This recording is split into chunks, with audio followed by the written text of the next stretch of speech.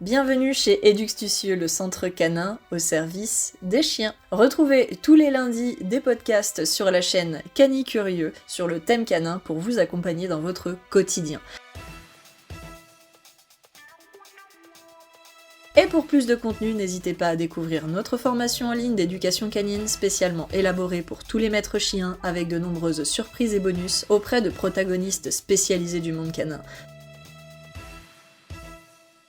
Vétérinaire comportementaliste pour la partie complémentaire à notre métier, SPA pour la prévention et la protection, toiletteuse pour de bons conseils d'entretien pour votre toutou, vétérinaire cantonal pour connaître le domaine législatif, élevage canin pour le développement d'un chien, animalerie spécialisée dans le chien pour des conseils adaptés et de choix pour votre matériel, nutritionniste pour les conseils alimentaires sur le barf et les croquettes, et divers vétérinaires généralistes pour vous accompagner dans l'entretien de la bonne santé de votre toutou.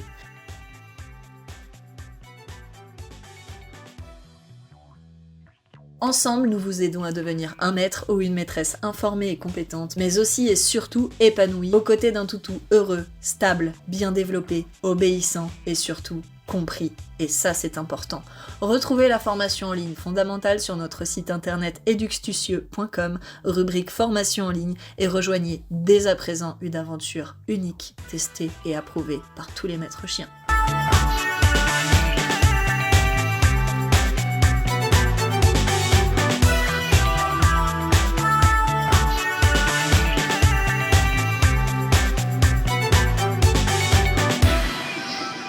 Hello à vous les amis des chiens, bienvenue sur notre podcast, le podcast du lundi. Alors aujourd'hui, podcast un peu particulier, on n'enregistre pas depuis le bureau, on est dans la voiture, on rentre de soirée, voilà. On a fait 12 heures de route juste pour une soirée, faut être assez fou quand même.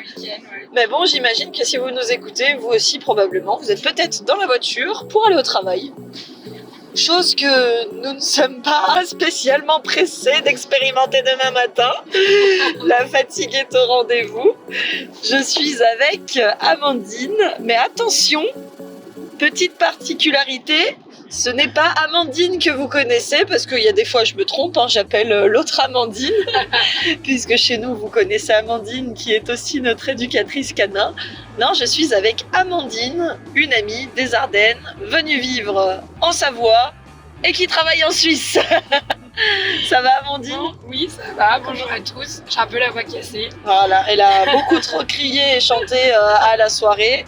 On a le même problème, on s'est tordu toutes les deux le cou parce qu'on a eu vraiment pas mal des bonnes musiques en fait. Oh oui. Il y avait vraiment des super bonnes musiques et avec l'alcool malheureusement il a fallu tourner un peu. On fait des trucs de fou, je sais pas vous, quand vous buvez, ou si vous avez des copines ou même avec vos potes. En tout cas généralement c'est plutôt les filles qui font ça. Oui. Bon, tu cries, même si personne t'entend. D'ailleurs, heureusement que la musique est suffisamment forte pour pas t'entendre, en fait. Et le lendemain, t'as plus de voix. Et si t'as un peu les cheveux longs, t'essayes de faire des trucs sur le dance floor avec tes cheveux qui s'en mêlent finalement et qui sont tout dégueulasses, qu'on se le dise. Parce que moi, je suis allée me coucher avec les cheveux complètement emmêlés. J'ai mis chez tes parents peut-être 20 minutes à les démêler ce matin. C'est une catastrophe. Et du coup, on s'est bloqué la nuque avec ces conneries, toutes les deux. Donc on part en week-end, on n'est pas trop mal, on se dit détente et finalement on revient tout casser. C'est là que tu sais que t'as 30 ans. C'est ça. Et que t'en as plus 20 quoi. Bon, aujourd'hui, du coup, podcast un peu particulier. Podcast café si vous nous écoutez le lundi matin à 6h. Podcast... café bien mérité parce que gueule de bois quand même. Qui va être très compliqué. Alors aujourd'hui on va papoter un petit peu. C'est un podcast particulier mais très intéressant parce qu'il faut savoir qu'Amandine n'est pas du tout dans le domaine canin. Elle est comme la majorité des personnes qui nous écoutent. Elle a des questions et c'est vrai que à la longue nous quand on connaît vraiment pas mal de choses, il y a des choses qu'on n'explique plus parce qu'on a tellement l'impression que c'est logique. Et plus on parle et on a des questions, moins on se rend compte qu'en fait, non, il y a pas mal de choses encore que les gens ont besoin de savoir, des choses qui sont pas forcément claires, et puis des choses qu'on a tendance à oublier tout simplement quand on est dans le monde du chien et qui paraissent logiques pour nous, mais qui ne le sont pas du tout pour les autres. Toi, t'aimerais bien plus tard avoir un chien. Oui. Donc tu vas nous expliquer un petit peu ta situation, les questions que tu as, et puis moi je vais répondre, puisqu'on a que ça à faire de toute façon. On a encore 2h30 de route, donc on a le temps. Donc moi, je suis enseignante. Je n'ai jamais eu de chien. J'ai eu des C'est chats. vrai, t'es chat toi, hein. Je suis team chat, plus. Avant, j'avais peur des gros chiens. Pourquoi t'avais peur des gros chiens? M'impressionnait. Tu t'es fait mordre? Non. Mais quand ils arrivaient et ils sautaient dessus, j'étais pas rassurée. Et depuis que je connais Mel et ses chiens, j'ai appris à aimer, à les connaître, alors que j'aurais jamais voulu un gros chien au départ. Et maintenant, c'est notre souhait avec mon copain. En tout cas, t'indiques un truc qui est vraiment intéressant et je crois qu'il touche tout le monde. Et je pense que c'est important d'en parler. Alors en Suisse, on a ce qui s'appelle de la prévention des morsures, prévention avec les animaux. Ça va dans les écoles en Suisse. Toi, t'es enseignante. Oui. Est-ce que t'as déjà vu ça ou Non, pas du tout. Pour l'instant, je suis en France, mais après, même en Suisse. En France, si tu crois qu'ils font pas ça? Non. Non, j'ai jamais entendu Donc ça. un petit peu en retard finalement, parce que regarde, on mentionne quelque chose qui arrive à quand même beaucoup de personnes, la peur du chien. Bien sûr. Mais la peur, elle réside souvent de la méconnaissance en fait, Tout à d'un fait. manque, finalement comme un chien en fait, d'association positive, de trouver des qualités au lieu de trouver des défauts qui sont quand même souvent relevés dans les journaux, dans les radios. On entend qu'il y en a un tel qui s'est fait mordre, on a un cousin qui s'est fait mordre. Oui. Je sais que c'est quelque chose qui est quand même très présent, par exemple sur les bergers allemands, je vois, puisque dans les années 90, les années 90, pour les Français qui nous écoutent aussi, on avait en fait Rex, je crois, qui était très à la mode, un média qui mettait vraiment en avant les qualités du berger allemand à la télévision. Et il y a eu une vague d'adoption de bergers allemands, mais pour toutes les mauvaises raisons possibles. Ce qui fait que les bergers allemands se sont retrouvés dans des familles qui ne savaient pas vraiment ce que c'était qu'un chien, comment gérer tout ça. Et très vite, il y a eu des morsures, il y a eu des traumatismes, ce qui fait que régulièrement, en cours, moi j'en ai par exemple qui viennent et qui ont peur. Il y a une peur du berger allemand sur les personnes de 50 ans et plus. Alors que c'était là en France il n'y a pas longtemps, Labrador, le chien le plus adopté, Aussi, ouais. mais le chien le plus mordeur de France, parce que le plus adopté en fait. Ouais, parce qu'on a cette image comme le golden du chien de famille dans les films. Oui. Et après c'est pareil, on a eu une vague, on a eu la mode des sangs dalmatiens. Aussi. Dalmatien extrêmement, un peu technique quand même, plus technique sur l'éducation. C'est un chien qui est, en tout cas dans le monde des éducateurs canins, c'est vrai que moi j'ai toujours entendu dire que le dalmatien était un des chiens les plus compliqués. Allez savoir pourquoi, je pense qu'ils ont tous leurs particularités. Mais voilà, comme quoi, suite à la vague, ça n'a pas forcément rendu service, puisqu'après on a eu aussi donc, vague d'adoption, vague d'abandon. Les bulldogs aussi, tout ce qui est ces chiens-là, en fait, je sais que moi j'en ai peur aussi. Tout ce qui est les American Staff, tout ça, moi ça me ferait peur, je n'irais pas caresser. En fait, j'ai peur de ces chiens. Je le dis ouvertement parce que du coup, et je pense aussi, ce qui fait que j'ai eu peur des gros chiens, c'est la peur que ma mère m'a véhiculée. T'as vu quand t'as parlé tout à l'heure, on était chez mes parents. J'allais te poser la question si tes parents s'étaient fait mordre. Alors mon père, il aurait bien voulu un jour un chien, parce que ma mère a dit c'est trop de contraintes. Donc on a pris un chat. Ils ont toujours eu des chats, mais par contre, ma mère, quand elle se promène, donc elle est assistante maternelle, dans la rue, il y a certains chiens. Je sais qu'elle dit aux enfants, allez pas trop près, faites attention. Elle dit reculez-vous quand le chien il aboie ou juste il est derrière une barrière. Mais en fait, elle m'a véhiculé cette peur et elle l'a véhicule aux autres. Après, c'est sûr, un chat qu'on connaît pas qui est derrière et qui aboie, voilà. Alors on est bien d'accord sur le fait de dire bien évidemment Faire attention. qu'il y a de la prévention à faire avec les enfants, Voilà. on ne se jette pas sur un chien, mais il y a vraiment un fossé entre fais attention, il est peut-être méchant, regarde il aboie, alors qu'il veut peut-être pas du tout mordre et qu'il est peut-être content aussi de voir les enfants. Ouais. Ça peut arriver, et du coup en fait sans faire attention sur ces enfants-là, en fait on inscrit dès le plus jeune âge un doute, une peur qui va en fait se garder, je pense, et qui va rester en fait. Il y a une période, alors tu me diras, il me semble que les enfants de 6 à 11 ans, s'ils vivent en fait quelque chose ou qu'il y a quelque chose d'assez prononcé, une peur, elle va rester très inscrite après plus tard. Ben, ça doit être ça, parce que quand j'étais plus jeune, je me suis jamais fait mordre. Mais Je pense que ma mère aussi, tellement, elle me mettait en garde tout le temps, attention, le chien. Elle en a peur, en fait, mais je pense que nos parents... Ils ont répercuté ça. C'est pareil qu'avec le serpent, c'est tout bête. Hein. Mais c'est tellement véhiculé depuis que t'es petite, tu l'entends. Attention, t'as l'esprit vénère, que tu dis c'est tellement un peu comme le gros monstre, alors que non, en fait, c'est un peu le truc, on le dédramatise, faut le dédramatiser parce qu'on l'a à cet âge-là. Je pense que voilà, et d'entendre nos parents avoir peur, je pense que nos parents véhiculent nos peurs. Et moi qui Donc, peux en parler aussi, futur un jour maman, et je veux faire attention à ça aussi pour mes enfants, tu vois. Donc on en revient à quelque chose qui est important. Il y a la famille, ok, certes, et ça je pense que c'est quelque chose, ta maman aurait dû travailler à titre personnel dessus pour éviter de véhiculer, mais on a un élément qui est neutre et c'est l'école. Et je trouve que l'école et l'enseignement, c'est une très bonne initiative d'avoir de la prévention, d'expliquer un petit peu voilà, comment faire en cas de problème, d'expliquer des choses vraiment... alors toi, c'est ton domaine parce que tu es maîtresse d'école. Vraiment, je pense qu'il y a des âges où tu peux pas expliquer les choses de la même manière, mais les amener... et d'ailleurs, c'est ce qu'on a fait dans notre formation en ligne fondamentale. Il y a une partie qui est exclusivement dédiée aux enfants avec des jeux, des images. Très bien. Et je pense qu'on a vraiment tous ce rôle à jouer aussi. Maintenant, c'est clair, je me mets à la place des parents. Si c'est pas forcément leur truc, mais au moins l'école pourrait être entre deux en fait, et il y aurait pas de, on serait pas avec ce filtre en fait de ce qui a été vécu par papa ou maman, les mauvaises interprétations, puisque généralement ce sont des experts qui viennent faire de la prévention des morsures dans les écoles et tout ça. Ce sont des personnes qui ont en tout cas pour notre part. Dans le canton de Vaud, ce sont des personnes qui sont titulaires de ce qui s'appelle le profil PAM, et donc ces personnes sont autorisées, donc ces experts sont autorisés à se rendre dans les écoles et tout ça. Nous, chaque année, on a 2 ou 3 ateliers en plein été avec les colonies de vacances. Alors chez nous, en Suisse, ça s'appelle les passeports vacances. Oui. Et en fait, on a la colonie qui vient, on a des chiens, bergers allemands, bergers australiens, on a des samoyèdes aussi.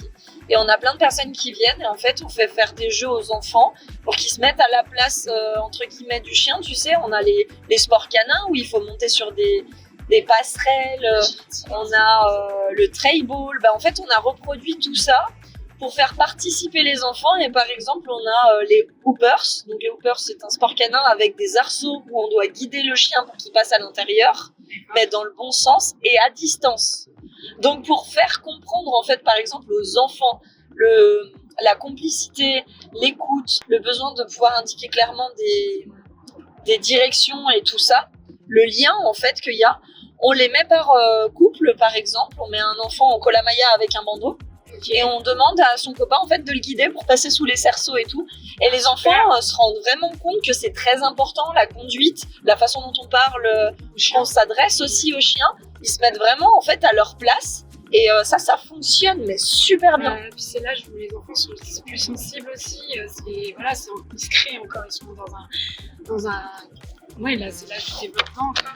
Et du coup, si on leur donne les bons réflexes et que du coup la prévention, mais aussi on leur montre les bons gestes à avoir avec leur animal, ils vont pas reproduire. Et c'est surtout aussi que je pense c'est des futurs parents et des futurs adultes, et du coup il y aura moins d'abandon, ils vont essayer de mieux comprendre les animaux, et c'est la nouvelle génération quoi, il faut les sensibiliser, mais vraiment.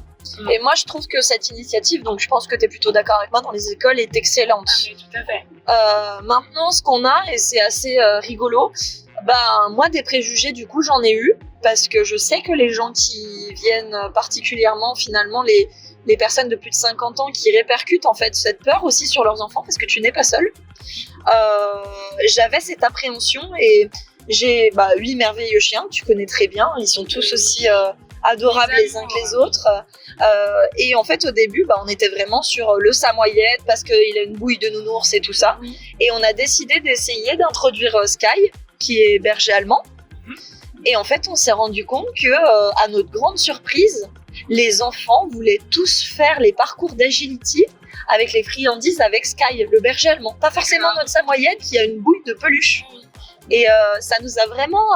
j'ai trouvé que c'était très fort. Parce qu'en fait, le problème vient pas de l'enfant. C'est vraiment les préjugés, la culture. Moi, les bergers allemands, j'en avais peur avant, ce que je te disais. Et une fois aussi... À toi, au tout début que je t'ai connue, tu étais tétanisée même par mes samoyèdes. Tu reculais, maintenant ça va beaucoup mieux quand même. Même là, t'as vu, j'arrive tu à les leur promènes donner à manger dans la... Ouais, Ah oui, parce qu'il faut savoir que en fait, on lui donnait, elle voulait, en fait, on a en fait avec Amandine quelque chose d'assez particulier, c'est qu'elle a peur, mais elle est pas fermée en fait. Quand on a les amis à la maison, vous êtes venus et tout, elle veut toujours en fait leur donner un petit truc, mais en fait elle le lâche parce qu'elle a peur dès que le chien s'approche. Ma main dans sa gueule, en fait, j'ai peur.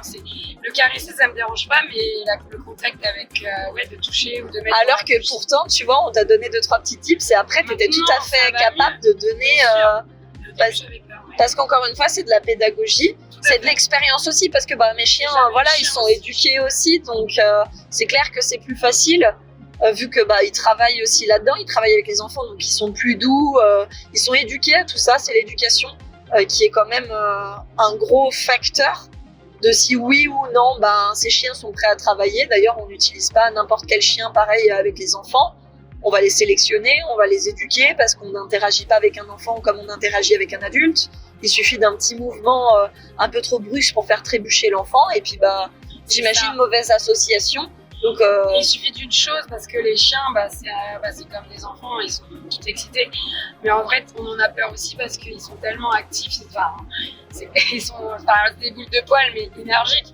Et il suffit que ils se rendent pas compte. C'est comme des enfants, c'est impulsif, imprévisible.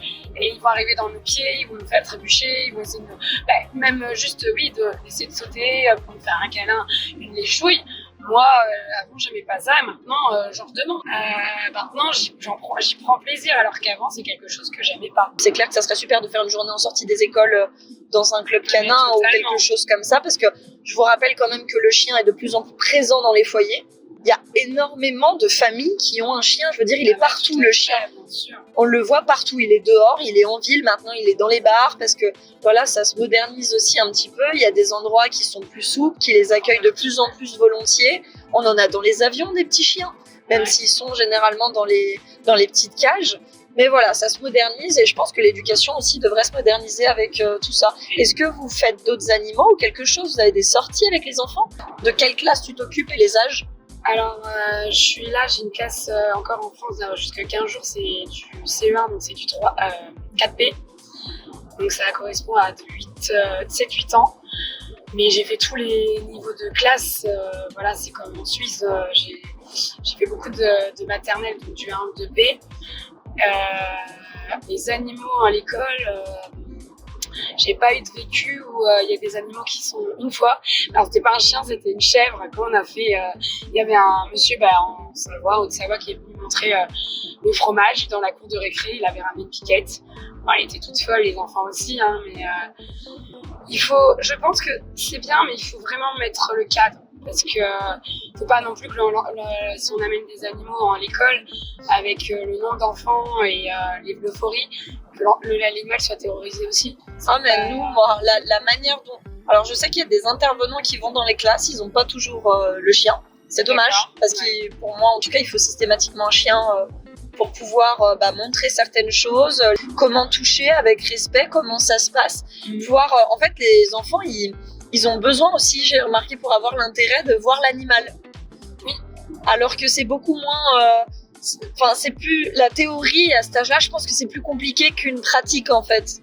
Bien sûr, il faut c'est comme nous, à l'école, c'est bien la leçon, c'est bien de l'écrire, mais c'est bien de manipuler, surtout en maths, et on s'en rend compte de les enseignants de plus en plus, et moi, je suis partie de ce principe que, surtout sur des choses où on a besoin de comprendre, par exemple, là, quand j'ai eu des CE1, ils manipulent avec les dizaines, les centaines, et ils ont le droit d'aller chercher des petits carrés en bois, pour faire des dizaines, des centaines, et de refaire plutôt que d'écrire quand on fait un problème, par exemple, du calcul mental, et du coup, pour s'aider, en fait, et faire un dessin schématisé.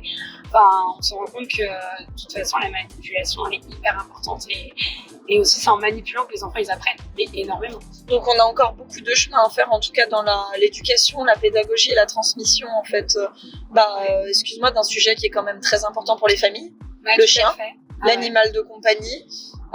Mais on pourrait tout autant le faire, il pourrait tout à fait aussi choisir de le faire avec des chats, j'ai envie de te dire. Bon, les chats c'est plus compliqué. C'est plus indépendant. Mais j'imagine, alors je suis pas spécialiste des chats, qu'il y a aussi des précautions à prendre au niveau des enfants. Il y a des chats qui n'aiment pas être manipulés aussi, qui peuvent griffer. Tout à fait, qui aime pas être caressé, qui aime bien être dans une famille, un foyer, mais c'est pas le chat qui va rester sur le lit ou qui va s'approcher, il va être dans son panier, mais c'est tout. Voilà, donc au niveau enseignement, éducation, beaucoup d'axes, si ce n'est pas pour dire absolument tout. La pédagogie, en tout cas en France, il y a une autoroute d'amélioration envisagée, puisque actuellement il n'y a rien. Il n'y a rien dans les écoles qui sont réellement proprement, systématiquement proposées. Je vais me renseigner, mais en tout cas, moi, dans mon vécu, dans les écoles... Moi, j'en ai jamais vu. J'ai jamais entendu. Et je l'ai pas vécu moi-même. On a fait de la prévention sur l'écologie, sur beaucoup de choses, sur le gaspillage, sur...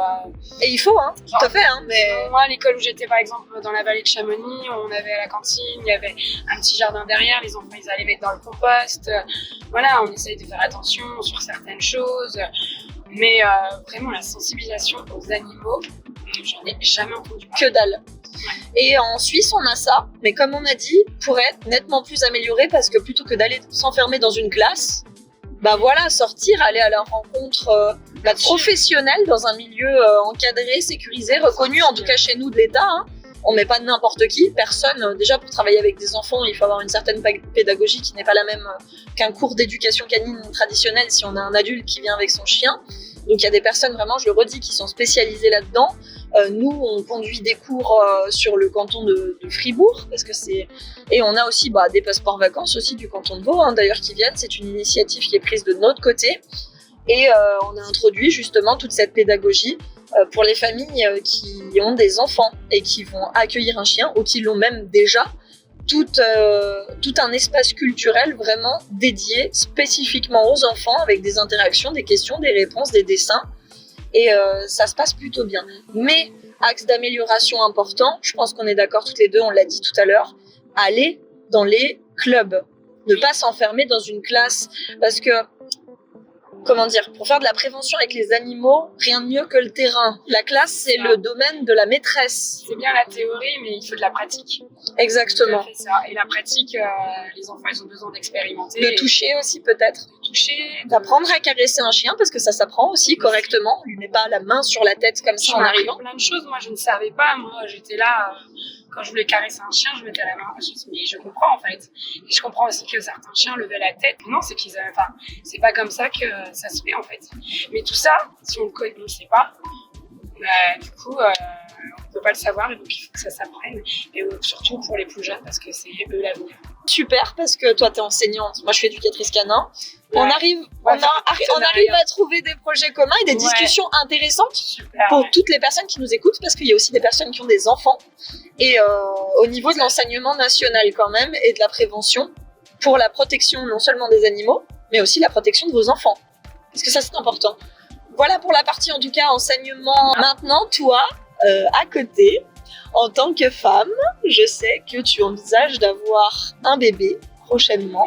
Il n'y a pas de date fixée, de toute façon ces choses-là, on ne le sait pas, mais que tu m'as dit que tu aimerais bien accueillir un chien, et particulièrement tu m'as parlé de race, donc toi je sais que tu aimerais bien le samoyède, et ton chéri aimerait bien le berger australien, parce qu'avant il était avec une personne qui en avait un, tu m'arrêtes si je me trompe, et ça s'est très bien passé, mais il n'avait pas d'enfant, c'était un jeune couple.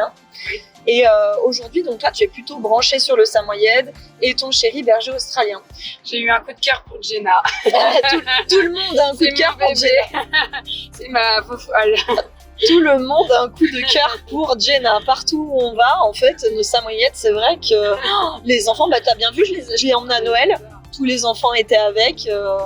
Tous les enfants jouaient à Noël avec. Et c'est vrai qu'il y a une particularité avec le samoyède qui ferait que moi, en tant que, premièrement, amie, mais aussi en tant qu'éducatrice canin, conseillère pour ton futur, je te dirais que le samoyède, et tu le sais, mais on va le redire, était utilisé autrefois aussi pour tenir chaud aux enfants dans les yourtes. Donc, ce qui fait qu'on a quelque chose d'assez naturel, d'inné d'une certaine manière, ou plutôt des facilités envers l'enfant, en fait, envers l'attachement aux enfants. Et d'ailleurs, on le voit vraiment, mes samoyèdes sont... Pourtant, j'ai pas d'enfants, tu le sais. Tu nous les caches. En dehors, enfin, j'ai des enfants, mais à quatre pattes. Elle en a 8 d'enfants quand même. Mais comme tu sais, mes chiens, peuvent travailler avec les enfants, mais ils ne voient pas d'enfants régulièrement. C'est ça. Ça arrive que pour les événements, je les emmène avec moi aux anniversaires, à Noël, où il y a des enfants. Donc c'est assez rare parce que bon, je travaille beaucoup. T'es la première à le savoir puisque malheureusement il y a une période où on s'est très peu vu. Mais on voit que naturellement, les samoyèdes vont tout de suite vers les enfants. Ce qui n'est pas le cas de mes bergers allemands. Tu me dis si je me trompe, hein, mais leur fonction, pourquoi ils prenaient des bergers allemands, il y en a toujours, hein. Enfin, les gens en prennent des bergers allemands, pourquoi? C'est parce que c'est des chiens de surveillance. Alors à l'origine, et c'est là qu'on va commencer à revenir vraiment sur le sujet. Surveillance de protection. Non, on va revenir vraiment sur le sujet de base, sur cette question en fait de vie que vous vous posez. Il y a deux choses. La première, c'est que ton chéri a expérimenté une expérience sans enfant avec un berger australien. Le berger australien est, comme le berger allemand de base, un chien de troupeau, de conduite de troupeau, qui est habitué donc à travailler avec un seul maître ou un berger à l'époque et maintenant son maître, ou il peut en avoir effectivement plusieurs. Mais il est très exclusif, il aime qu'on lui donne des consignes spécifiques, il aime que les choses soient claires, carrées, il a besoin de travailler, de trouver des missions. Et si tu veux, le travail de base, même si sur le berger australien est moins développé au jour J que sur le border collie, puisque le berger australien, on va pas se mentir, il est très demandé. Donc les élevages, ils ont fait un travail sur la reproduction qui est incroyable, où ils ont diminué les instincts. Chose qu'on retrouve, parce que quand on veut un chien de troupeau, c'est vrai que très naturellement, ne nous mentons pas s'il vous plaît, on en a encore qui en prennent, mais ils se dirigent plutôt sur le border collie où il y a eu moins de demandes, moins de reproduction, même si c'était à la mode, il n'a jamais été autant à la mode que le berger australien.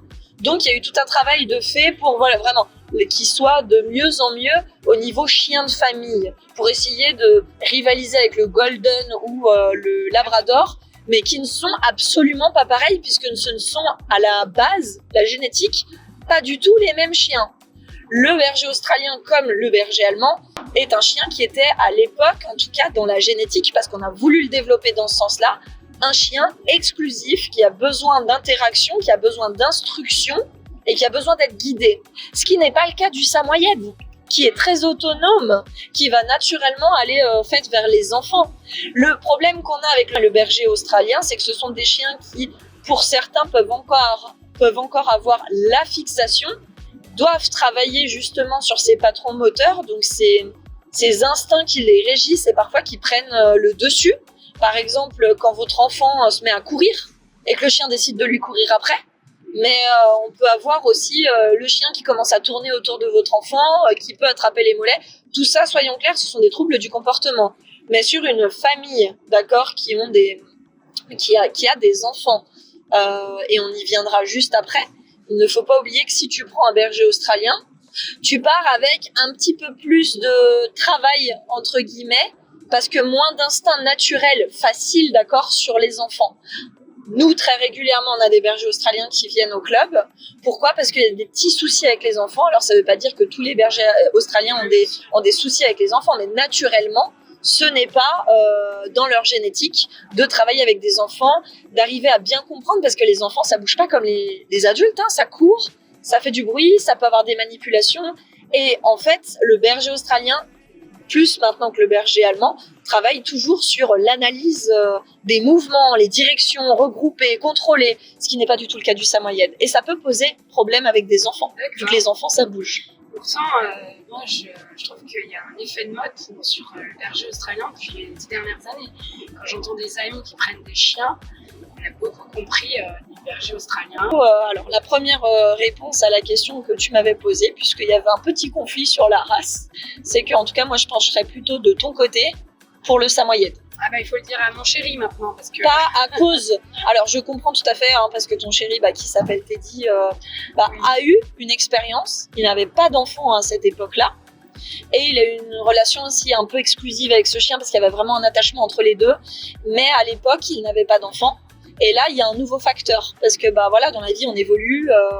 Et puis il y a des projets d'avenir qui se mettent. Si tu vas voir un professionnel, que tu dis, je voudrais un chien qui soit parfaitement à l'aise avec les enfants de manière déjà de base naturelle, qui apprécie ce contact-là, même si tous les chiens doivent travailler, nous, on te conseillera de manière évidente le samoyède. Le samoyède, parce que c'est le chien par excellence avec les enfants, quoi. Et je te dirais même, ça n'a rien à voir avec le fait nordique parce que je ne te conseillerais pas le husky, mais je te conseille le samoyède qui était utilisé avec les enfants au travail et qui a gardé un petit peu cette petite fibre maternelle avec les enfants parce que je l'expérimente, on a fait des concours, je ne suis pas toute seule, j'en ai 3. J'ai aussi mes petits qui sont partis en élevage dans des familles. Avec des enfants, du coup. Ils ont bien évidemment fait la formation fondamentale, tout se passe extrêmement bien, ils sont très heureuses, les familles aussi, mais les enfants sont heureux et je pense qu'il y a eu moins de travail de ce côté-là, niveau sociabilisation enfant, qu'avec un berger australien ou un border collie qui pourrait adorer bien sûr tes enfants, mais qui vont peut-être te demander un peu plus de travail sur la sociabilisation pour mieux comprendre déjà jeune que voilà, c'est un enfant, c'est pas un mouton, ça peut courir, voilà, il faut arriver en fait, le driver, le guider à prendre des initiatives qui sont plus faciles sur le samoyède puisque le berger australien attend toujours des instructions. D'accord. Et dernière question, enfin pas, je sais pas si c'est la dernière, mais du coup, qu'est-ce que tu me conseillerais parce que c'est vrai que même si on a un enfant d'ici les prochaines années, ça serait mieux de le prendre après le chien ou de le prendre avant? Alors, la première chose, c'est que toi, tu vas bientôt avoir un enfant. Enfin, en tout cas, vous allez lancer le projet dans pas longtemps, quoi. Enfin, dans quelques mois, 1 an. Donc, je te dirais, en sachant qu'un enfant, même si je suis pas maman, je sais que ça prend beaucoup de temps. Ça va te demander, déjà, il va avoir des changements dans ton corps, de la fatigue. Tu vas continuer aussi à travailler parce que tu as des heures de travail aussi à côté. Au début, tu as la maison aussi. Et puis, il y a ton couple, ce bébé, tu vas préparer la chambre, il va y avoir des changements dans la maison, tu vois. Et moi, j'aurais tendance à dire que je ne prendrais pas, dans un laps de temps aussi court, le chien avant le bébé. Pourquoi ? Parce que le chien va être complètement chamboulé. Il va voir des choses qui vont bouger dans tous les sens. Et si tu n'es pas bien accompagné, d'accord, premier facteur, les changements risquent d'être mal associés. Parce que ton odeur va changer, le chien va savoir avant même que tu le saches, ça trouve que tu es enceinte. Et si y a moins de balades, moins d'attention sur le chien, tout de suite, le chien faisant des associations d'idées, c'est à cause du bébé. On me donne moins de temps, ma maison est complètement chamboulée, j'ai peut-être plus le droit, si c'est mal fait, de rentrer dans une pièce alors qu'avant j'avais le droit d'y rentrer. Bref, je perds. Et le changement qui arrive, c'est un bébé. Donc, c'est probablement la faute du bébé. Et là, on commence mal. Maintenant, bien évidemment, on peut le faire. Mais ça demande beaucoup d'attention sur le chien, qui est un être vivant, qui a des ressentis, qui a des besoins. Et toi, de manière générale, pour tous les humains, une maman, c'est éprouvant d'avoir, je pense, un enfant. Il faut se préparer. Je pense que tu vas faire, je sais pas comment dire, désolé, les ballons ou les trucs de préparation aussi. T'as besoin de zénitude, t'as besoin de temps pour toi. Et je veux dire, on est humain. Peut-être que t'auras moins de temps parce que ça va commencer à peser sur ton ventre. Tu pourras peut-être moins faire de balades. Si ton chéri est tout autant fatigué, tu vas naturellement mettre moins de temps sur le chien. Et c'est ça, en fait, le problème. Et du coup, il y a un autre souci parce que du coup, pour l'instant, de toute façon, on est en appartement. Donc on a un jardin, mais le jardin n'est pas à côté. Donc en vrai, on veut un extérieur. Après voilà, c'est le temps de trouver quelque chose. Il faut vraiment qu'on change notre mode de vie. Et c'est vrai qu'avec le boulot, en ce moment, c'est pas possible, quoi. Alors, je vais revenir dessus. Pour terminer sur la question d'avant, il y a un truc très important. Plutôt pour que tu prennes le temps pour toi, avec ton chéri, d'accueillir cet enfant, que tout se mette en place à la maison, que les habitudes se fixent. L'école, la nurserie, qu'on fasse la chambre de bébé, que toi, tu as eu le temps aussi de te remettre émotionnellement et au niveau du corps aussi, que tu te sentes bien, parce que c'est très important de se sentir bien avant d'accueillir, d'adopter, parce qu'on parle d'adoption quand même si c'est pas un enfant, un nouvel être vivant chez soi. Surtout que là, cet être vivant, il est pleinement dépendant de vous. Il va pas tout seul grandir et décider d'aller à l'école tout seul. Non, là, c'est vraiment vous qui êtes derrière et il faut savoir que c'est quand même un investissement. Et moi, je pense que le timing n'est pas le meilleur, d'accord ? Et tu risques de faire des erreurs si tu n'es pas accompagné ou simplement par fatigue qui pourraient être mal interprétées par le chien qui était déjà mis en place avant le bébé. Donc, tu vas changer son environnement. Ensuite, moi, je pense que, en tout cas, je te conseillerais puisque c'est ta situation à toi, parce que bien évidemment, je pense que vous l'avez compris, si vous êtes enceinte ou faites-vous aider, essayez de répartir les tâches, mais essayez de ne pas mettre le chien de côté pour que le chien, au contraire, voire même se dise « depuis qu'on a ce bébé dans ce ventre, il m'arrive plein de choses ». Et ça peut passer par des choses très simples, un petit plus dans la gamelle, un 4 heures, un tout petit peu plus de temps de balade, ou même pendant la balade, vous jouez jamais profiter de faire 5 minutes de jeu, profiter d'envoyer quelques friandises au sol, de faire chercher le chien, et tout ça, c'est des billes dans votre panier pour qu'ils se disent « Ah, depuis qu'il y a un bébé dans le ventre ou qu'il y a un bébé qui est arrivé, eh ben, ma vie s'est améliorée. Donc j'aime ce bébé. Je veux pas qu'il lui arrive quelque chose. » Et pas avoir l'effet justement inverse. Et ça, c'est important. Ensuite, moi, je pense que... Alors là, je suis pas très douée parce que je n'ai pas d'enfant. Je connais beaucoup de choses sur les chiens, mais pas sur les enfants. Là, j'en appelle à toi qui connais plutôt bien les enfants quand même si ça va être ton premier. Savoir à quel moment le boom après la naissance s'arrête. J'imagine que ça va te prendre 2-3 ans, non, avant que ça comme qu'il fasse ses nuits, que tu aies le temps en fait, de t'occuper de quelqu'un d'autre. C'est l'enfant. Chacun est différent, on va dire. Il y a des enfants qui peuvent faire leur nuit au bout de 3 mois, puis il y en a d'autres, c'est au bout d'1 an et demi. Enfin, moi, j'en entends, voilà, je suis pas encore maman, mais j'ai quand même de l'expérience. J'ai toujours été entourée. Ma mère est comme assistante maternelle. J'ai déjà des copines qui sont mamans, et puis j'ai aidé énormément ma sœur avec ma nièce et mon neveu. Et j'en entends que voilà, les nuits, ça dépend, c'est l'enfant. Et je pense que ça dépend aussi de chaque enfant. Aussi, ouais. Et puis il faut s'en remettre après. Oui, c'est vrai que ça chamboule le temps et on est beaucoup plus fatigué, donc on a moins le temps aussi. Et je pense que oui, c'est peut-être pas le bon timing. Après, je me disais que c'était bien aussi d'avoir le chien, mais c'est peut-être par pur égoïsme aussi. C'est-à-dire que comme on est enceinte, pour pas être toute seule en attendant, passer des journées chez soi, si on a arrêté, je sais pas, à 6-7 mois, je sais pas, travailler le plus tard possible, c'est pas le problème, mais des fois on a des soucis de santé, on est obligé de s'arrêter avant. Alors il y a quelque chose de très humain que je vais te dire, attention, parce que peut-être que tu vas avoir du temps au début quand il est dans ton ventre et que voilà, t'es plutôt mobile et que ça va. Mais qu'est-ce qui va se passer quand bébé il va arriver? Tu vas mettre beaucoup, parce que si tu prends un chien à ce moment-là, c'est bien que tu veux pas être toute seule et que voilà, c'est un petit peu égoïste et tu l'as mentionné, un peu objet de compagnie. Mais quand l'autre compagnie elle va arriver, on sait très bien ce qui va se passer. Tu vas être beaucoup plus sur le bébé que sur le chien. En fait, je pense que c'est une question qui est très personnelle et on va en arriver sur la question de base, d'accord? Quelque chose de très basique. Je vous donne quelque chose, je le répète assez souvent, mais de général, parce que ça peut varier d'un chien à une autre. Il y a des petits chiens, il y a des moyens chiens, il y a des grands chiens. Tous les chiens n'ont pas les mêmes besoins.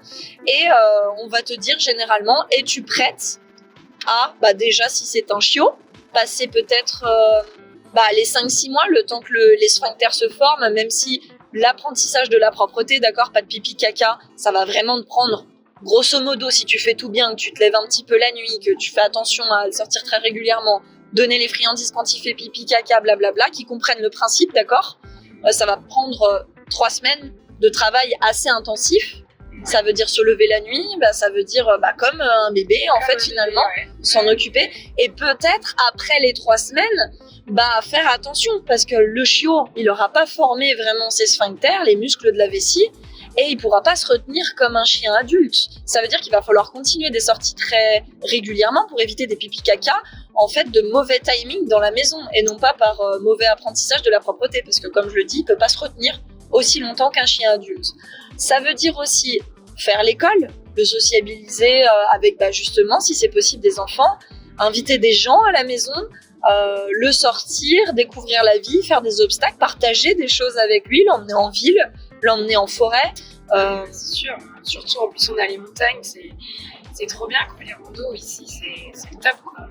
Et ensuite, la vraie question, c'est arriver en tout cas au moins à l'adolescence, on vous dira oui ou non, êtes-vous prêt? Et là, ce que je vais vous donner, c'est un minimum, d'accord, à combler ses besoins.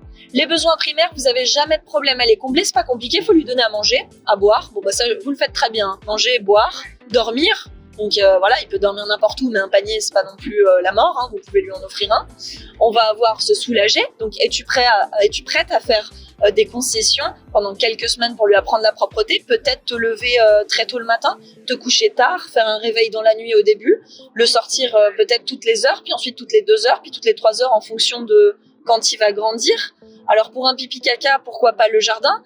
Mais là, on va arriver après sur les besoins secondaires. Attention, parce qu'un chien, c'est pas juste manger, boire, dormir, ou se soulager, ou se reproduire. Là, ça va être, peux-tu combler les besoins physiques, les besoins olfactifs? Donc, faire minimum, d'accord, 1 heure de balade par jour en longe, s'il n'est pas vraiment non plus super éduqué ou que tu es en train de l'éduquer, ou en libre, pour qu'il puisse prendre des odeurs dans des endroits variés, pas toujours le même tour de balade, parce que le chien, il a besoin, il est macrosmatique, il a besoin de sentir des odeurs, d'accord, il a besoin, ça le fatigue, ça le fait travailler, juste de changer les balades. Donc, est-ce que 5 jours par semaine minimum, tu es capable de t'engager sur, oui, c'est sûr, il va sortir minimum 1 heure en longe ou en liberté, qu'il pleuve, qu'il vente, qu'il grêle, qu'il y ait de la neige, qu'il fasse chaud, et là tu t'adaptes parce que tu vas devoir sortir très, très tôt le matin ou très tard le soir, dans des endroits variés, enfin je veux dire au moins 4 endroits variés. Est-ce que tu es capable de faire ça? Est-ce que tu es capable de combler ses besoins aussi ludiques? Parce qu'un chien, il a besoin de jouer, alors pas forcément tout seul pour s'occuper, parce qu'il faudra aussi lui apprendre la solitude, mais jouer, interagir avec ton chien en fonction des races. Le berger australien, comme tu l'as dit, le samoyède va avoir envie de jouer avec toi, mais le berger australien, il a vraiment besoin d'interagir, de jouer, d'échanger. C'est vraiment dans ses gènes, en fait, il a ce besoin-là, comme tous les chiens, mais comme j'ai dit, plus ou moins prononcé selon certaines races. C'est pour ça que parfois, on vous conseille de manière génétique une race qui peut être plus adaptée qu'une autre, de base, pour vous faciliter, entre guillemets, un peu le travail, parce qu'on connaît un peu la base. Mais est-ce que, donc, on peut avoir les besoins physiques, 1 heure minimum, 5 jours par semaine, et je dis 5 jours, mais normalement ça devrait être tous les jours, d'accord? Et là, attention, le jardin, c'est non, c'est 1 heure dehors. Oui. Donc que vous ayez le jardin, qu'on soit d'accord, c'est un plus, un prolongement de votre maison, c'est considéré comme un intérieur, où on peut expliquer simplement au chien qu'il peut faire pipi caca. Si vous me laissez un chien dehors, dans le jardin, il va être malheureux. Il a besoin de sortir, de sentir des odeurs. Un chien ne se fatigue pas dans un jardin. Le jardin est un prolongement de la maison. Votre chien, il a besoin de sortir. Donc un jardin, finalement, c'est pas vraiment une excuse. Pour moi, un jardin, ça sert juste à faire pipi caca éventuellement la nuit, au lieu de te sortir en caleçon à 3h du matin. Tu vois bien, les miens, ils sont jamais dans le jardin. Enfin, je veux dire, ils y vont pour faire un pipi, un caca, faire 2-3 jeux, mais on est obligé de les sortir et puis on bouge, quoi. Ça bouge. Et ensuite, on a les besoins masticatoires. Est-ce que oui ou non, tu pourras investir en plus des croquettes ou du bar, enfin, ça dépend la qualité de l'alimentation, des choses en place qui coûtent quand même un certain prix aussi, sauf si tu vas chez le boucher et que tu peux récupérer des os que tu peux congeler.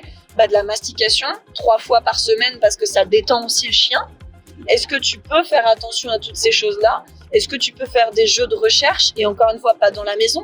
À l'extérieur, ça peut passer par, pendant mon heure de balade, je jette 2-3 friandises, je le fais chercher dans des endroits avec des odeurs inconnues, parce qu'à la maison, il va trouver tout de suite, il va pas se fatiguer, je te le dis tout de suite. Il connaît déjà toutes les odeurs. Donc voilà. Est-ce que tu peux t'engager là-dedans, en sachant que oui, effectivement, les câlins, désolé, ne font pas partie des besoins du chien, c'est un plus. Il y en a qui apprécient, on peut leur apprendre à apprécier ce contact, il y en a qui leur demandent, mais c'est pas les besoins de vie du chien. Un chien ne va pas mourir s'il est en manque de câlin. Mais par contre, un chien peut faire une dépression s'il est en manque de sortie, et ça peut donner lieu aussi après à un mal-être, des destructions, et ça peut alimenter et devenir une catastrophe, en fait, un cauchemar finalement. Donc la question finalement au niveau personnel pour toutes les personnes ainsi que toi qui nous écoutes, c'est en connaissant tout ça, à toi de sentir le moment où tu es capable de t'engager là-dedans, ou ton planning. Je me rends compte que non, c'est pas maintenant. Après, puis même avec un enfant, je pense qu'il faut attendre qu'il grandisse. Et après, la chose que je voulais aussi, c'était que l'enfant puisse grandir avec le chien. Mais après, voilà, ça peut être l'enfant qui a déjà 3-4 ans et prendre le chien après. Alors, j'allais te dire justement que de ce que j'ai pu observer, 5-6 ans, généralement, c'est là où il commence à apprendre le chien, et l'enfant grandit avec le chien, et c'est un plus, c'est génial de grandir avec un chien, mais à partir d'un certain âge, parce qu'un bébé, soyons honnêtes, il s'en fout d'avoir un chien. C'est le chien qui est plus... il le voit, des fois, les chiens sont à côté, en protection, c'est quelque chose, mais bon, si c'est aussi vu comme... il faut aussi qu'il se... Alors, je te le dis tout de suite, et c'est aussi un petit plus, un samoyède ne va pas garder ton enfant et le protéger. Certains chiens pourraient le faire. Le berger australien, naturellement, ne le fera absolument pas, puisque c'est un chien de conduite de troupeau. Le berger allemand, c'est un peu plus particulier, parce que on en parlait tout à l'heure. C'est un chien de conduite de troupeau qui a ensuite été redirigé sur de la garde. Donc, il y a le double On peut retrouver des instincts de troupeau. Moi, j'en ai sur un de mes bergers allemands que j'ai travaillé, que j'ai mis d'ailleurs au troupeau. Et on a aussi l'effet de garde. Donc, on a les deux. Mais attention, l'effet de garde, ça peut être mauvais aussi. On n'a pas forcément envie. Alors oui, c'est sûr, moi, si vous venez cambrioler ma maison, c'est pas mes samoyettes qui vont vous attaquer. Et là, je veux dire, il y a un moment donné, il faut accepter ce qu'on veut. Est-ce qu'on veut un chien qui soit amical, pas trop compliqué, mais ça implique qu'il est amical avec tout le monde aussi. Oui. On peut pas... En tout cas, on ne formera pas, et je sais plus si c'est toi qui m'as posé la question hier, on ne forme pas un samoyed à garder un enfant et à mordre. Non, c'est pas naturel. C'est pas du tout naturel. C'est contre-naturel, contre-productif. Et c'est pas ce qu'on attend d'un chien. Maintenant, attention, double tranchant. On veut un chien de garde parce qu'on se dit qu'il va protéger le bébé. Ok, d'accord. Mais quand un chien apprend à protéger quelque chose, c'est pour tout. Oui. On peut pas lui dire, écoute, avec Ludovic, tu vas pas garder, avec Sarah, tu vas garder, celui-là, il vient un jour par mois, il va pas falloir garder parce que je sais que tu le vois pas beaucoup, mais il est gentil. Tu vois, c'est très compliqué. Ça implique beaucoup plus de choses que ça.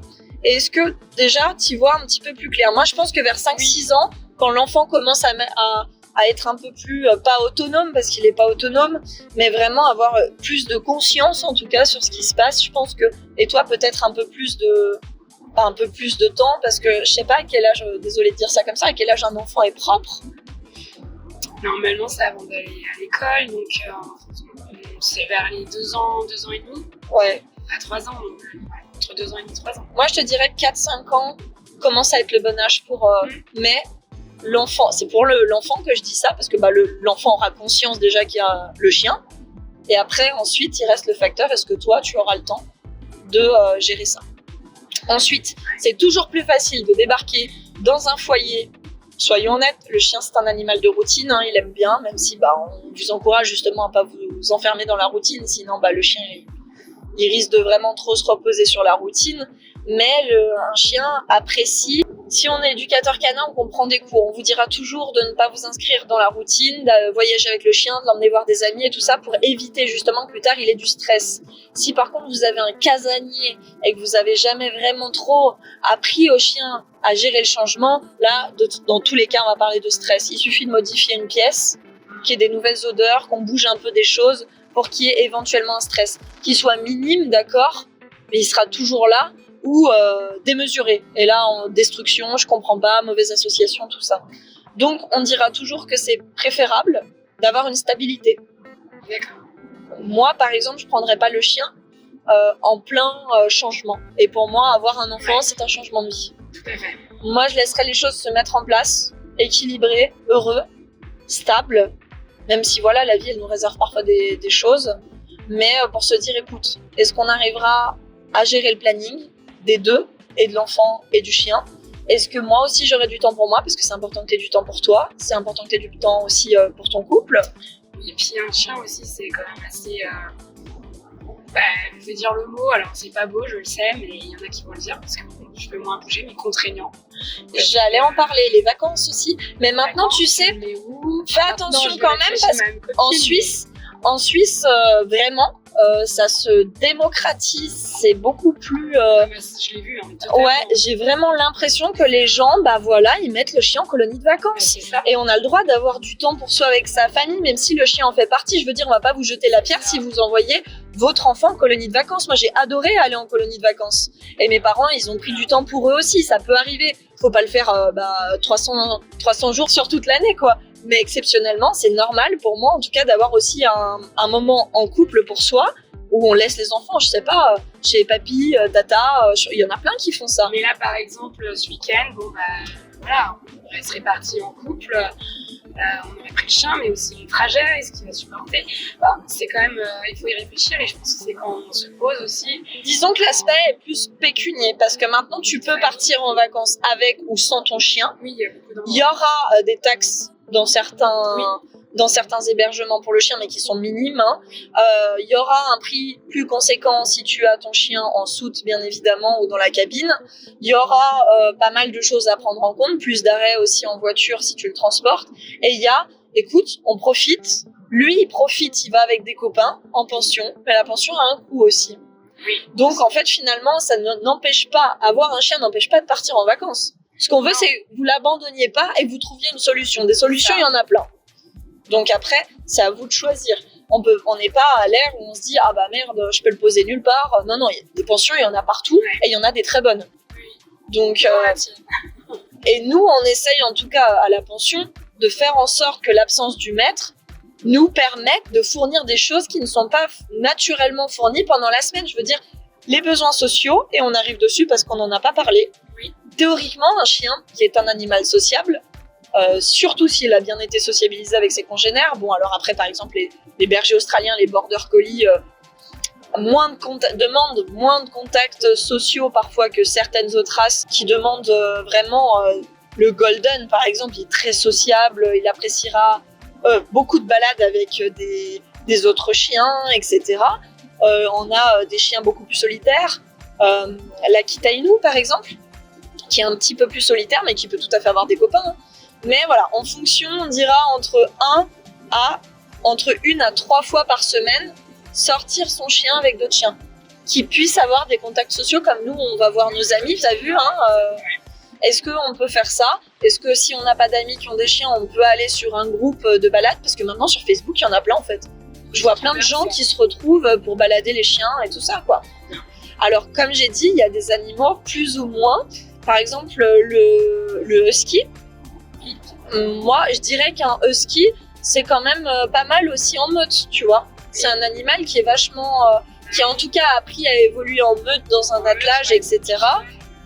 Que ça me choque moins, si tu veux, que voilà, il ait plus de besoins sociaux, que le golden en ait aussi, comparé à, tu sais, des Shiba Inu ou Akita. Et attendez, bien sûr, réglo là-dessus, tous les chiens, s'ils sont sociables, ont besoin de contacts sociaux. Qu'on soit d'accord là-dessus, j'espère que ça se comprend bien, mais pas à la même mesure.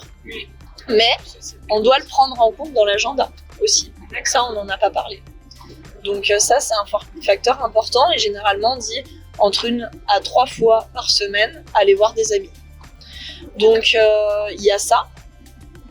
Et je crois qu'on a fait le tour. Je crois aussi, on a dit pas mal de choses. Est-ce que tu te sens un peu plus éclairée sur la situation enfant-chien et à venir? Bah totalement. Et puis moi je me dis, se prendre un animal, c'est pas... c'est comment y réfléchir, quoi. C'est quand même une personne qui va faire... c'est comme une personne dans notre famille, il va faire partie de notre famille pendant un temps et le plus longtemps possible. Et du coup, il faut aussi veiller à ce qu'elle soit bien, cette bête. Alors qu'on soit entièrement d'accord, l'animal maintenant devient donc de plus en plus dans la société moins un objet, parce qu'il était catégorisé comme objet. En Suisse, ça a évolué. Qu'on soit bien d'accord, si vous adoptez un chien, on pourrait comparer, sans vouloir faire d'anthropomorphisme, parce que vous êtes responsable, avec l'adoption d'un enfant. Vous n'allez pas mettre votre enfant à la SPA ou l'abandonner à la moindre petite difficulté, parce que dans la vie, il va en avoir des difficultés. Vous risquez de tomber malade, parce que ça peut arriver. Vous pouvez avoir des situations financières je veux dire, une vie financière n'est jamais stable. Il y a des bas, il y a des hauts. Mais est-ce que, oui, on s'engage?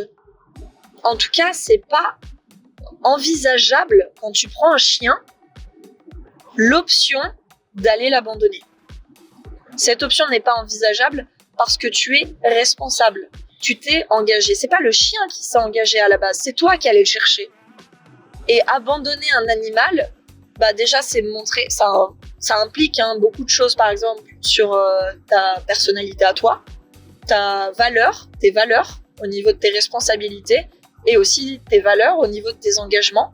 Là, on entre par exemple dans l'été, on voit une vague d'abandon incroyable. Il y a des SPA qui sont pleines aussi. Et nous, on les voit. Et on vit avec. On a 3 chiens qui ont été abandonnés devant notre porte. Tous les jours, ils ne comprennent pas. On a des personnes qui ont essayé de les adopter. Finalement, ils n'avaient pas trop envie de faire parce qu'il y a des petits ajustements. Tu sais, par exemple, qu'ils ne tirent pas en laisse avec cette personne parce qu'ils ne la connaissent pas. Il doit s'adapter à cette personne. Mais ces personnes veulent tout de suite. Elles le ramènent. Et on a vu, Michael, il a eu de la peine parce que quand le chien a été ramené, le dernier, il m'a dit, il n'a pas compris. Il a vu la personne partir. Et il n'a pas compris. Et il est retourné en pension.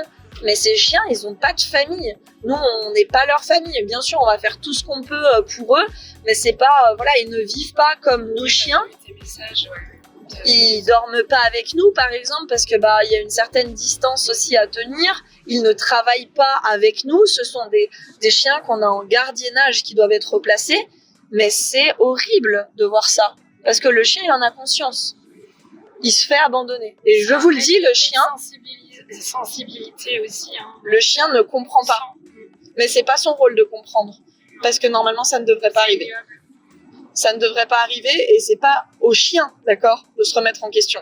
C'est vraiment à vous. Mais si vous pouviez, s'il vous plaît, vu que là, on arrive dans l'été, comme ce podcast aujourd'hui, être comme Amandine, réfléchir. Et si on ne peut pas réfléchir parce qu'on n'a pas les connaissances et ça arrive, se renseigner. Parce que là, on parle vraiment d'une adoption d'un être vivant, d'accord, qui va vivre avec vous dans votre foyer, qui va évoluer à vos côtés et en fonction des races, plus d'une dizaine d'années. Un nouveau membre dans la famille, clairement, c'est ça. Et moi, ce que je peux dire aussi, c'est que quand je vais chez Mel, les premières fois, je venais, il y avait la pension. Et je vous ai dit tout à l'heure, ma mère est assistante maternelle, mais les questions qu'elle demande à la pension, comment il mange, qu'est-ce qu'il mange, les photos que tu envoies, j'ai l'impression que c'est comme un enfant. Mais vraiment, c'est comme quand on demande, quand on va chez une nourrice, on demande et quel lait il prend, le biberon, et quand il dort, combien de temps. Et ben, vraiment, c'est pareil. Enfin, du coup, Parce que en fait, on prend en compte tous les besoins réels de l'animal. Et que bah, c'est notre travail, mais qu'on soit en tant que parent, en tant qu'adoptant, propriétaire de chien, parent pour moi, parce que pour moi, comme tu le sais, c'est comme des enfants, hein, ils me prennent du temps, notre agenda il est fait en fonction d'eux, que ce soit pour eux ou pour la pension aussi, parce que c'est général, ce sont des besoins, ce sont des tâches entre guillemets, parce que tâche, ça a une consonance un peu négative, mais si on a voulu un chien, pour nous, bien évidemment que c'est pas une tâche, on le fait, parce que ça doit être fait. On n'a pas le choix.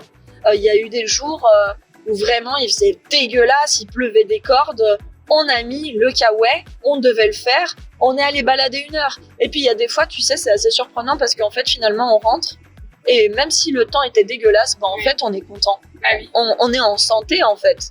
Parce que finalement ça nous maintient en santé sans qu'on s'en rende compte maintenant qu'on est dans on peut faire du sport parce qu'on sort du coup, quand on sort le chien on va marcher, donc ou même courir, ou même... Mais en fait on s'en rend pas compte, mais un chien ça apporte beaucoup de choses positives. Plus que nous on leur apporte malheureusement dans bien des cas. Aussi, qui est plus sain. Beaucoup plus, parce que le chien nous connecte encore avec la nature, si c'est bien fait encore une fois et qu'il n'est pas enfermé dans un jardin.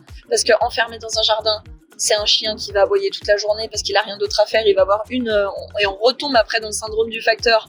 Le chien qui voit quelqu'un passer, il se dit je vais aboyer, la personne part, c'est rigolo, je l'ai fait partir, allez hop, je vais me mettre à aboyer, tout. J'aime bien le syndrome du facteur. On dit syndrome du facteur parce qu'en fait c'est le syndrome du facteur qui vient poser le colis, et c'est pour ça qu'il y avait ça avant. Le chien qui est au début pas trop sûr de lui, il peut aboyer, même peut-être pour jouer. Le facteur part, le chien prend confiance. Il se fait tellement chier qu'il décide de faire ça surtout, et ça marche, hein, les voitures passent. Et c'est lui qui croit qu'il fait partir tout le monde. Et un jour, le facteur rentre, et il a pris tellement confiance, parce que ce facteur, ça fait 2 ans qu'il l'aboie, ça fait 2 ans qu'il part, donc il sait que le facteur, il a peur de lui. Et il mord. D'accord. Mais parce que le facteur s'est jamais aventuré plus loin, et il a été complètement décrédibilisé, mais sans le savoir en fait lui-même. Et bien évidemment, on peut pas demander au facteur de rester jusqu'à ce que, voilà... C'est la vie, et ceux qui passent devant votre jardin aussi. Donc généralement, on va vous dire couper la vue. Et là, on va tomber sur un autre podcast, etc. Mais les chiens, de base, ça part d'un ennui profond. Les chiens qui creusent dans le jardin, ça peut partir frénétiquement. Ça part d'un ennui aussi. Les chiens qui fuguent, tout ça, on est dans la condition du mal-être du chien. Moi, mes chiens ne creusent pas dans le jardin. J'ai un chien loup. Elle n'a jamais essayé de fuguer. J'ai aucun chien qui a fugué. Parce que en fait leurs besoins sont assouvis. Les besoins sont assouvis, le chien heureux, il a aucune raison de creuser, parce que creuser ça peut être un stress aussi, ça peut venir de plein de choses différentes, pas forcément des souris, hein. Oui. Mais de base ça part d'un ennui, d'un mal-être. Mais c'est comme un enfant qui s'ennuie. Exactement. Un enfant qui s'ennuie va faire des bêtises. Un chien qui s'ennuie, il fait des bêtises aussi. Si on le laisse tout seul aussi dans une pièce et que il va mordre, il va gratter. Et voilà, et qu'est-ce qui va se passer? L'humanité. L'humain va se dire c'est la faute du chien. Mais c'est dommage, parce qu'avoir un chien, c'est vraiment principalement se remettre en question quand on voit qu'il y a un problème. C'est pas abandonner le chien. Le problème, il vient pas du chien, généralement. Alors, à moins qu'il ait un trouble neurologique ou une maladie neurodégénérative, ok, quelque chose de médical, ce n'est pas la faute du chien. Et avoir un chien, moi, je pense que tous les propriétaires qui ont un chien, s'ils font ça bien, sont des personnes absolument exceptionnelles, qui ont une capacité de se remettre en question et de se dire « Attends, quelque chose va pas ». Donc voilà, en tout cas, pour répondre à toutes ces petites questions et interrogations de vie, si vous êtes un bon propriétaire, je pense que votre chien vous a apporté probablement plus aussi que ce que vous lui apportez, parce que ça nous permet vraiment de travailler sur nous-mêmes, de nous remettre en question. Si on va mal, aussi, ça a une influence sur le chien. Les chiens sont directement connectés avec leurs humains. Et si quelque chose ne va pas, on n'a pas forcément les connaissances, parce que c'est un domaine, c'est un métier. Alors voilà, un petit appel, hop, un petit rendez-vous, on vient papoter, discussion ouverte, qu'est-ce qui se passe? On vous pose des questions qui sont ciblées, et nous on est là pour répondre à vos questions et dire voilà, c'est ça qui va pas. En connaissant le chien, en connaissant maintenant votre vie et tout ce qui se passe à cœur ouvert, voilà le problème. Est-ce qu'on peut travailler dessus? Ça va s'améliorer. Et bien évidemment, après, on voit des résultats. Moi, je parle de rendez-vous, d'axes d'amélioration, mais bien évidemment, il y a les résultats. Et on laisse pas les gens comme ça, on suit, d'accord? On dit, OK, on essaye ça. Dans une semaine, c'est réglé. Si c'est pas réglé, peut-être que c'était le deuxième où on était moins sûr et on ajuste. Et nous, quand même, comportementalistes, on a des notions comportementales, mais aussi médicales, et on saura alors vous dire, petite suspicion, je vous enverrai bien voir un vétérinaire, il y a peut-être un problème médical. Je te donne l'exemple. On a eu une personne qui est venue il y a quelques années me voir avec un samoyède. Les personnes ne comprenaient pas. Le samoyède qui était chiot n'écoutait pas et il en faisait qu'à sa tête. Donc voilà, ils sont arrivés sur le terrain. Écoutez, on comprend pas. Il nous écoute pas. Il en fait qu'à sa tête. Il nous regarde même pas. Il nous donne aucune attention et on n'arrive rien à lui expliquer. Monsieur, madame, ne bougez pas. Et là, tu vas pas comprendre. J'emmène un poulet qui fait poète-poète. Je me rappelle de ton poulet. J'emmène un poulet qui fait poète-poète. Je me mets derrière le chien qui est en train de creuser un trou. Le chiot, parce que c'était encore un jeune chiot. Je fais poète-poète avec le poulet. Majorité des chiens, les oreilles bougent. Ils regardent.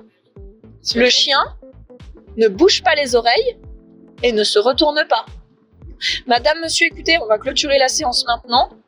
Vous allez revenir me voir, mais s'il vous plaît, je suspecte une surdité. Je pense que votre chien est sourd. Je vous emmène voir un de mes collègues vétérinaires, puisque on a beaucoup de partenariats avec les vétérinaires. Boum, les humains vont voir Vetmins, parce qu'on avait envoyé à cette époque-là vers Vetmins. Okay. Oui. Allô, Mélanie? Oui, en effet, notre chien est sourd.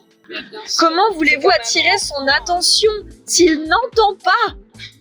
Ok, alors nous on est là, et là ça vous paraît peut-être très con, mais ça c'est pas la première fois que ça arrive. Il y a des chiots qui sont sourds et incroyable, ça c'est aussi incroyable que ça soit, l'éleveur n'est pas vu parce que nous en tant qu'éleveur on a de l'éveil, on éveille avec des sons et on voit bien que les oreilles elles bougent. Là l'éleveur n'a rien dit, donc c'est un peu bizarre quand même que l'éleveur n'ait pas vu ça, mais voilà, en tout cas en ce qui concerne ces petites anecdotes. On est là pour vous et ça c'est important. Vous n'avez pas réponse à tout. Je suis sûre que vous avez des domaines de prédilection. Toi tu es maîtresse. Si j'avais des questions sur les enfants ou que je n'arrivais pas à expliquer des exercices, je viendrais immédiatement vers toi pour te les poser. Et ça tu le sais. Mais voilà, on a tous des domaines et on doit tous aussi s'aider. Le métier canin, c'est un métier professionnel à tous les niveaux. On a des formations, que ce soit pour être éleveur, que ce soit pour être gardien d'animaux, éducateur canin et tout ce qui circule autour du domaine du chien. Est-ce que tu as d'autres questions, Amandine? Du coup, je vais rebondir sur ce que tu as dit tout à l'heure, là maintenant sur vétérinaire. Il y a ça aussi qu'il faut prendre en compte, je pense, et je voulais savoir un peu parce que du coup, si on prend un chien un peu, il y a le budget, comme tu dis, financier, mais quels sont les soins de départ, par exemple d'un chiot? Quels sont du coup les frais de vétérinaire qu'il faut obligatoirement dès qu'on veut adopter un chien? Alors déjà, la première chose, c'est il va avoir les prévaccinations. Si tu le prends en élevage, nous, on fait les premières injections, mais tu as un rappel des vaccins à prévoir au vétérinaire. D'accord. Et après, ça dépend si tu es en France ou en Suisse. Mais il faudra faire de toute façon un rappel des primo-vaccinations, ça s'appelle, et ensuite faire un rappel annuel tous les ans.